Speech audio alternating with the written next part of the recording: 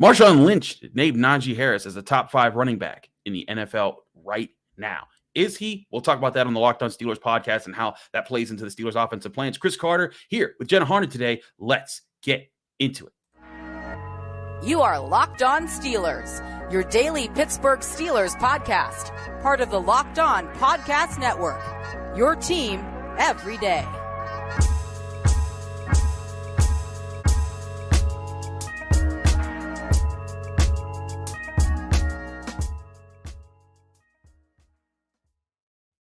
Hello and welcome to the Locked On Steelers podcast. I'm your host, Chris Carter, bringing you your daily dose of all things on the Pittsburgh Steelers. As always, you can find this show on Apple, Spotify, Google Podcasts, Odyssey, and YouTube. If you're watching this video on YouTube, hit the like button on the video if you enjoyed. Hit the subscribe button on our YouTube channel to get all of our daily Monday through Friday episodes, as well as our bonus content. We thank you for making the Locked On Steelers podcast your first listen every day, because we're your team every day. And as I said before, we're joined today by Jenna Harner, Channel 11, WPXI's own. Jenna, always glad to have you on a Friday episode. Glad to be here on a Friday. When we're recording this, it's sunny. It's great. I'm hoping it stays that way. We need the little things like this in life as I hit the computer. We absolutely do. It's totally fine.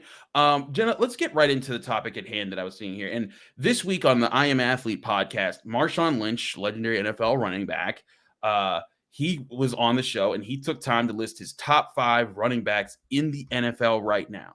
His top 5 were Derrick Henry, Saquon Barkley, Josh Jacobs, Nick Chubb, and Najee Harris. And that kind of sparked up a lot of like, oh, really? And he talked about his tough running. He talked about his abilities. And I think it kind of drew like an interesting like eyebrow raise from some Steelers fans, because there's plenty of Steelers fans who appreciate Najee Harris and think that he's going to be doing fine. But, during the season, there were some Steelers fans who were saying, oh, he's just Trench Richardson 2.0. He can't see a hole to save his life. He's not going to mature into anything good. And then in the second half of the season, when his offensive line got better and he was able to kind of get work off of and not have a foot injury slow him down, we saw him get into that. And granted, he still finished with just 1,034 rushing yards, which was 15th most in the NFL, but he became the first ever Steelers running back to get 1,000-yard seasons in back-to-back years to start their career with the team. And he was a huge factor for this team down the stretch. Jenna, putting you on the spot, do you have Najee Harris as a top 5 running back in the NFL right now, or is this more of a future projection that you think Marshawn Lynch is on? I think it kind of can be a combination of both, because realistically, if I look at the top 5 running backs in the NFL right now, I think Najee can be cracking for that 5th spot. But realistically, I feel like I'd put him right now in the top 10, just because that's fair. Looking at some of the names on this list, Christian McCaffrey is not here. Austin Eckler is not here. So it's so hard to kind of list them in order, just because one, it's so subjective, but also the fact that these guys play such different roles on their teams too. There's guys that are just true backs. Like, to me, Christian McCaffrey is a guy that is just like, okay, the Niners are designing their offense to be able to take some pressure off the quarterback. They're running the ball in the way that they do. And Christian McCaffrey gets the numbers that he gets. He's probably, in my opinion, number 1 or number 2 in the whole league.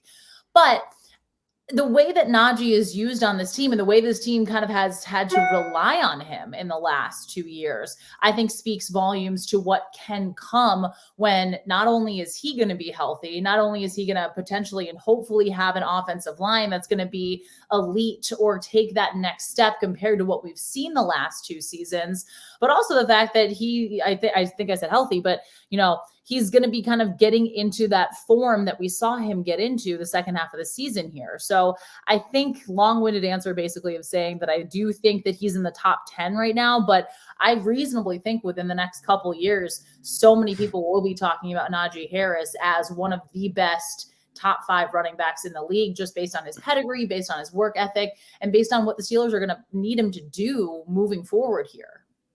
Absolutely. And I think another thing to point out here, when you also throw in, receiving yards and you throw in some of the top wide receivers, Najee Harris came out with the 22nd most all-purpose yards, or scrimmage yards, right behind Travis Kelce, on the year. And I think that's the other thing about Najee Harris's element to his game, is that we got to see basically a little bit of his receiving ability his rookie year, because Ben Roethlisberger would just dump it down to him and he just kind of do that. But we saw at Alabama, he was able to catch passes 10, 20 yards downfield and be a playmaker. That really hasn't been an element of the Steelers offense, whether it was with Ben Roethlisberger or even this year with Kenny Pickett. Now, granted, Kenny Pickett did throw him a touchdown pass, that won the game against the Ravens. But, I look at Najee Harris's abilities, and I still think this guy still hasn't reached his potential. And yes, he had 381 touches, which led the NFL in 2021. That dropped down to 313. And I think it'll be a little bit more balanced in the coming years, especially with the rise of Jaylen Warren. But I also wonder how many more of those opportunities will come like out in open space instead of, behind the line of scrimmage or at the line of scrimmage when he has to dodge 2 to 3 people to get 3 or 4 yards on his average play. And there was so much that we talked about this season, just with the struggles with the offensive line as a whole. And it was so interesting because, again, like you mentioned earlier, so many people were like, oh, he can't see a hole to save his life. And it was like, no, one, do you realize what the entirety of this whole play is going on? You're seeing this one little blip of it, but also he was hurt and the offensive line was still coming together. They were still working together. There was such a drastic shift from before the bye week to after the bye week with what we saw in the offensive line and how they grew and how they developed and how they worked together, that, of course, Najee Harris was really able to kind of explode the second half of the season just based on all of those little things that needed to kind of be fine-tuned and improved and take that step. And there was, I'll never forget when he told us, I had a steel plate in my shoe. Like, of course it's going to be harder for a guy to move in the way that he's moving. And he was still able to produce the way that he did this year. And he was still able to be that guy for this team. But I do think it is really intriguing too, to just see his playmaking abilities outside of just, a handoff from Kenny Pickett and running through the A gap, through the B gap, whichever gap they're going to go through at that time. He can also be so used in space. And he'll be the first to tell us when we're asking him questions in the locker room, during the week or post game, but he'll be like, I do this. It's always so funny when people kind of will seem like they're kind of amazed by what he does in his pass catching ability, or when he goes out and stiff arms guy, he's like, this is part of my game. I do this. Like we hear that from him all the time. Right. And I think that's the thing about Najee. He's never waned in his confidence in himself. There's times I think he talks less because he's like, he knows he just has to go to work and kind of put the work in to be seen more. But that's the thing about, when it comes to like Trent Richardson and guys like that who didn't work out in the NFL and might have had potential as a running back. You kind of look back and like you'll wonder like, well, maybe I don't think that guy worked that hard. That's not a question with Najee Harris. Najee Harris, every year we see him for the first time, he looks even more in shape. Like, last year when he showed up for like spring camp, and we're at the Steelers facility for mini camp, and Mark Caboli's like, oh my God, his quads, like those type of things happen with Najee Harris. And then you see he's working all the time. And then you see during the year, it does pan out. I do think that there's a sense of, I think, of impatience from Steelers fans who love that he was a rookie for a little bit. Then we're kind of down on him because he didn't take an immediate sophomore leap into being a superstar. But I still think he has the potential to be a key piece for this Steelers offense that gets it going. I want to talk to you more about that, Jenna, and how that relates to their draft plans coming up here in a second here on the Locked On Steelers podcast. But first, we're talking about our great sponsors at Built Bar, because this episode is brought to you by Built Bar, and it's the ultimate protein bar that tastes like a candy bar. And it's the best way if you're trying to eat something tasty while eating something healthy at the same time. You get that with a Built Bar. All Built Bars are covered in 100% real chocolate, and they come in all these different flavors: churro, peanut butter, brownie, coconut, almond. They even have a new animal cracker flavor, which I was like, animal crackers? That's my jam. I've always loved animal crackers ever since I was a little kid. So go get yourself a Built Bar right now. When you eat one of these Built Bars, they're only 130 calories. They only pack 4 grams of sugar, and they somehow fit 17 grams of protein into every Built Bar. You don't need to wait around and get a box either. You used to have to go and order on Built.com and wait for them to arrive at your door. But now you can walk into your local Walmart and Sam's Club and pick a box up today. That's right. Head to your nearest Walmart, and you could walk to the pharmacy section and grab yourself a box of Built Bars, but pick up a 4-bar box of cookies and cream, double chocolate, or coconut puffs. Or if you're close to a Sam's Club, run in and grab a 13-bar box with the hit flavors brownie batter and churro. Trust me, when you try Built Bars, you'll thank me later, because Built Bars are the ultimate protein bar that tastes like a candy bar.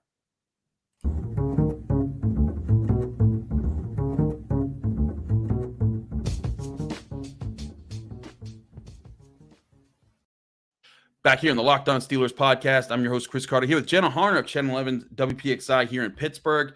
Jenna, I want to relate how Najee Harris, even whether or not you feel he is a top 5 running back in the NFL, he is a huge part of the Steelers' plans moving forward, especially working with a young Kenny Pickett. We often talk about how the best way, you talked about how with the Niners, their plan all season was to not put pressure on their quarterback, was to run the football, control that, and play great defense. That got them to the NFC Championship game where they lost to the Philadelphia Eagles while having to use a 4th string quarterback. Not that the Steelers are the Niners right now, because the Niners have a much better offensive line, but you look at the teams and, well, I'd say, Christian McCaffrey is more developed of a player, but they're also paying a lot more money for Christian McCaffrey than Najee Harris, and he's been in the league a lot longer than Najee Harris. But I look at their other weapons. Their quarterback isn't outstanding. Their offensive line's great, and their defense has a lot of playmakers on it, like the Steelers' defense does. And so when I look at those models and I see, how do you get like this team over here that was able to excel even with their 3rd string quarterback, and other teams like the Eagles who won with an offensive line and defensive line? I think the biggest thing the Steelers need is something we've talked about, is that offensive line group. And not to say that the Steelers' offensive line didn't improve last year, but they obviously need upgrades if they want to be not just a decent unit, but a good to great unit. And Jenna, I think it just reinforces what we've been saying for a while now. I don't think it's a shocker if the Steelers get aggressive in the first 2 rounds in the NFL draft in trying to get offensive linemen that help them right away. No, absolutely. And I think that I know so many Steelers fans want like the flashy playmakers. So much is being said about, oh, get the corners, look at Joey Porter Jr., Christian Gonzalez. If these guys end up falling to the Steelers, this can be, and I think I've said this here and a bunch of other places too, it's okay for a draft like this, or even next year, the next couple of years, to be unsexy and, to have a lot of linemen. I don't know if I've said this to you, so maybe I haven't. No, you have. Not that phrase, but we've had this conversation before. Yeah, it's okay for it to be a very line-heavy draft, and I know people want to immediately look for those stars, but your stars are going to shine when your offensive line is going to be a top-tier unit, when they're going to be able to win those battles in the trenches. They're going to be able to create those holes for Najee Harris, for Jaylen Warren to really explode, so they're not having to get 3, 4, or 5 yards after contact. They can be contacted once they've already hit the second level and get those 3, 4, or 5 yards, compared to getting them immediately as they meet guys from the defensive line, a tackle or even one of the linebackers coming in who dropped in. But it's okay for that to happen. And I really think that, again, once you get those offensive linemen in there, you open things up. And look, the reality of the Steelers offensive line situation last season, they grew, they developed really well. There was so much progress. It was really tangible. But at the same time, none of them were hurt for more than points in a game. We didn't have a single game this season where any of the 5 starters was out, just because of the way that they were able to stay healthy, which is fantastic, but it's also kind of a rarity. So it's not going to be likely to expect that to happen next season. And if you can get one of the, initial tackles, or one of those guys with that 17th overall pick that is touted to be, hey, this guy that's really going to be good is someone that's going to be able to protect Kenny Pickett, obviously, is the main investment here, especially considering the 2 games he missed with concussions this past year, or the 2 games he, had suffered concussions in. But this is kind of where it needs to start. And I think it's okay for people to know that, like, this might not be you go and get all the stars, because that's not what this team needs right now. And once you get the offensive line, then the rest of the offense can open up. Then all of the problems we've talked about with the Steelers are so areas they want to improve upon. The run game will improve if you're able to, if your offensive line is stronger up front. You'll be able to, once your run game improves, then you can kind of have the balanced attack where you can air it out downfield, because teams are going to be threatened by the way you're going to be able to run the ball, and they're going to be looking to protect that versus looking to protect the deep ball, because they know that this team can or can't run in that type of situation. Exactly. And that's where I think that when we're looking at what the Steelers need to build with this year, there's plenty of holes. Like you said, cornerback can be one, linebacker can be one, defensive line can be one. But if you look at what the Steelers are right now, They have defensive playmakers, and sure, I've been on board. Like, I think corner should be on the board if it's there, and it's always best player available too. Like, they should not just take an offensive lineman at 17 if there have been 4 tackles already drafted, and they sit around, because, like, listen, this, as much as we talk about here, the Steelers have their front office, they have their war room where they're sitting around and they're looking at guys and they're saying, hey, which guys do we value at different parts of the NFL draft? They create their big board based off of what they know and who they've talked to and how they value different players. And if you see a second round guy available in the first, you don't want to make that move. That move, if you're in that position, you want to try to trade back, get the value that you want. So that's going to come down to what the Steelers see. Because here's the other thing, like, we see mock drafts for, like, Darnell Wright, offensive tackle from the Tennessee Volunteers. He went to the Steelers in the first round. I think there's a lot of people that'd be like, whoa, wait a second, is he first round material? Only the Steelers and only these NFL teams that we see know where they value different guys. There were some teams that weren't going to pick Kenny Pickett last year in the first round. That's why he fell down to 20, where the Steelers selected him. But I think it's going to come down to if they can find a way to get one of those top guys, a Paris Johnson Jr., a Peter Skoronski, a Broderick Jones, one of those top guys at offensive tackle, I think those guys have that kind of value. The next guy, the guy on the interior that everyone talks about, is Osiris Torrance. There's a debate if he's a 17th overall pick or if they should wait until the 32nd overall pick to get him. We talked yesterday with Wes Euler about the potential of trading up versus trading down in different parts of the draft. One option that we discussed was trading that 32nd pick and using that with the 4th round pick to try to move up back into the first round and getting 2 guys that you can have on 5-year deals. And so that way the Steelers could probably get an offensive tackle and a cornerback in their first round, and they wouldn't have to be necessarily sacrificing one position for the other, or they could double down and get 2 offensive linemen in the first round and say, hey, you know what? We're going all out. Not only are we as a team investing to protect Kenny Pickett, but we're investing to block for Najee Harris, so that when you're that team that can run the ball, like you said, just effectively, just consistently pounding people, and then you can play action off of it, it puts defenses on heels, and it makes life so much easier for Kenny Pickett. And that's what this offense needs to be competitive. And again, a division and a conference we've talked about, a division where you have right now Lamar Jackson, Deshaun Watson, and Joe Burrow, and then a conference where you add in Patrick Mahomes and Josh Allen. So even just kind of, you need to be competitive in those types of ways. Opening your offense up in that way allows the Steelers to do that a little bit more. And look, it's going to be, like you said, the Steelers have their plans. They've been working on their big board for, however many months at this point now. Mm-hmm. But in reality, that does kind of seem very logical, where you probably can anticipate, obviously, best available, but with those the 17th and the 32nd pick, obviously, unless they trade up or trade down with them. But with those picks, realistically, it's not out of the realm to see them, if an offensive tackle, one of those 3 guys you mentioned, if they fall to them, that is, perfection in the Steelers' lap. And then on top of that, if one of the corners at the same time falls in that way too, then all of a sudden you're looking at, hey, this team immediately got better. This team immediately addressed needs that, had holes in those areas. And now all of a sudden it's, hey, this offense can take a step forward here. And also too, when you're bringing in new guys, the guys that, arguably are in the spots right now feel a little pressure, feel a little challenged. That too. You elevate the level of competition in the room because of the fact that you're putting, hey, you're going out and competing against this guy. The starting job is going to be up to the 2 of you, whoever, obviously depending on which position they draft, but you're starting all of a sudden this competition battle, and it just raises the level of, okay, we're both going to get better here because we're both going for the spot.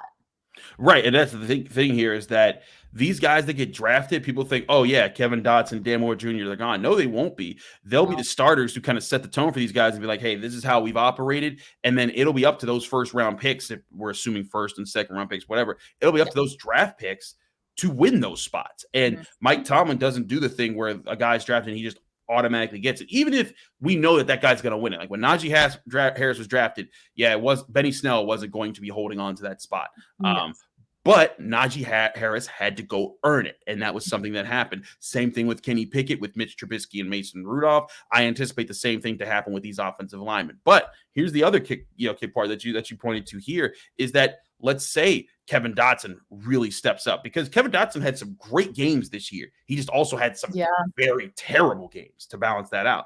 And if he's able to balance on the side of great, you keep that guy. You don't just say, you know what, we're just putting him on the bench just because we drafted a guy. You say, you know what, if he's earning it, he's earning it. And Dan Moore Jr. is a guy who, as a 4th round pick in his 2nd year, he's doing fine. You want to be better than fine with the way the Steelers are built, and that's why I think they invest this way. So, like you said, it wouldn't matter if the Steelers draft guys, it wouldn't matter to these guys necessarily say, like, hey, you're just done, just pack it up and go home. But you get a chance to fight for your spot. But if those guys won out and on merit, not because these draft picks were just bad, that wouldn't be a bad thing for the Steelers. Jenna, I want to talk to you more about what the impact of focusing a draft like this could be for Kenny Pickett, and relating it to the people who do want the Steelers to maybe go get some playmakers. We'll talk about that in just a minute here on the Locked On Steelers podcast. So don't go anywhere. First, we got to talk to you guys about our sponsors at the Ultimate Pro Football GM game that you can download on your phone or mobile device right now. If you've ever wanted to be an NFL GM and be the person who creates the philosophy that your team follows, draft the players, hire the coaches, fire the coaches you don't like, this is your chance. Ultimate Football GM is a game that you can download. It's fast, it's fun, it's strategic, and it encapsulates all the different things that you need and that you want to do as a GM in football. Hire and fire the right coaches, coordinators. You can trade players, trade draft picks, make draft picks. You can even hire the personnel up and down your organization, like team doctors and psychiatrists, build new facilities, all that in a 25-year span where a season only takes 5 minutes. I played 25 seasons and won 19 championships. If you think you can do better, prove me that you can by downloading Ultimate Football GM, and you could download that game for free in the app store of your phone, or you go to ultimate-gm.com. And Locked On Steelers listeners get a free 100% boost to all of their franchise stats by just using the promo code Locked On in the game store. That's LOCKEDON, all capital letters, all one word, Locked On, when you use that code in the game store. Remember to download the game at ultimate-gm.com, or just look it up in the app stores on your mobile device. Ultimate Football GM. Start your dynasty today.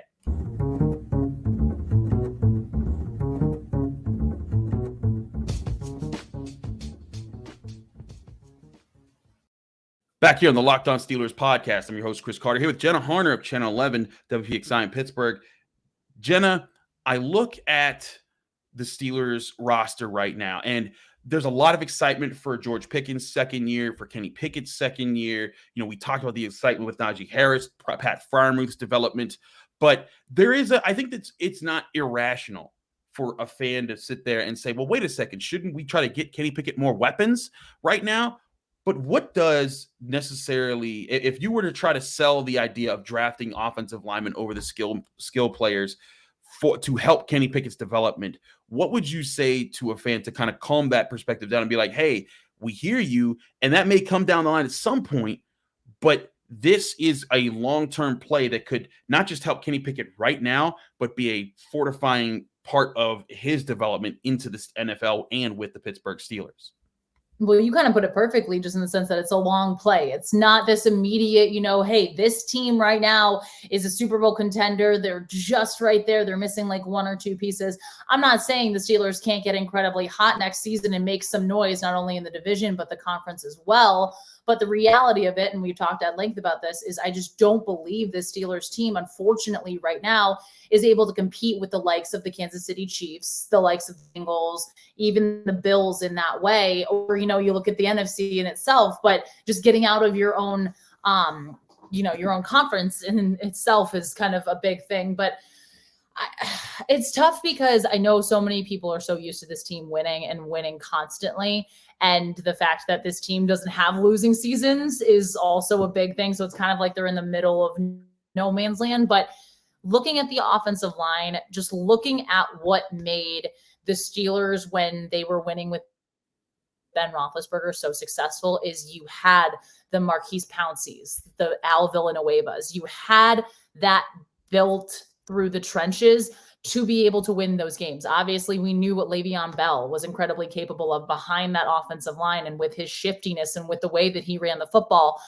That's a little more of what the Steelers team needs, because you want to come into a season. I feel like we go back to last year. We go back to that third preseason game against the Jags. And I feel like the entirety of the conversation was on the offensive line. And you don't want that. You want the entirety of the conversation to be, okay, this team has so many strengths right now. We don't know where a weak point is. And not saying, again, that the offensive line right now is the biggest weak point because of what they were able to do in the second half of the season. But you can get better there. You can not only protect Kenny Pickett, but this offense can be built more because, again, you protect the quarterback. You go back to what happened to the Bengals and what happened to Joe Burrow. And the way that, they went out and they invested in their offensive line. And I'm not saying that's immediately going to happen, what happened to the Bengals with the Steelers, but everything seems to be built through there. And it's all connected in the ways where, again, if your offensive line, you're protecting Kenny Pickett, number one, that's your first and foremost task to do, but creating space to run, being able to give Kenny Pickett time to make those throws downfield that everybody wants to see from him to George Pickens or from him to Calvin Austin, who we've still yet to see in gameplay too. I know people immediately want to jump to weapons. He's going to get a new weapon. It's basically like you're getting a draft pick you had from last year that just wasn't able to play. Mm-hmm.